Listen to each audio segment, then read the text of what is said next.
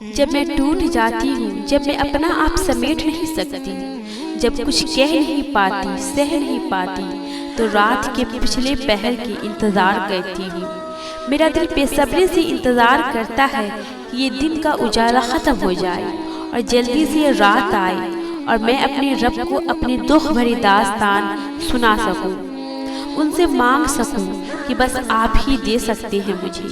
ایک آپ سے لگائی ہوئی امیدیں ہی تو مجھے زندہ رکھتی ہے۔ بس میری دعا پہ کن کہہ دے اور قریب کر لے، اپنے سائے میں پناہ دے دے۔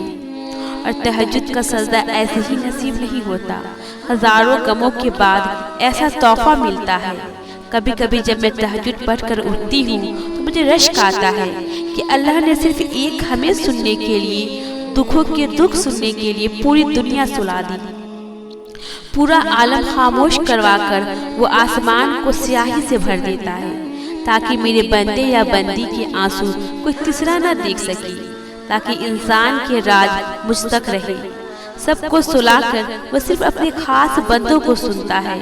میری نم آنکھیں اور سسکتا دل اس تہجد میں ڈھونڈ لیتی ہے، اور جو دو جہانوں میں نہیں سما سکتا وہ میرے اس ٹوٹے دل میں سما جاتا ہے۔ رات کی اندھیری، میری اور اللہ کے درمیان گفتگو، تہجد کی دعا میں چند آنسو اور اللہ کو ہر باتیں بتا دینا، سجدے میں خدا کو ڈھونڈنے نکلنا، نماز پڑھتے وقت خدا کو یاد کرنا، یہ سب محبت ہے اللہ اور میرے درمیان۔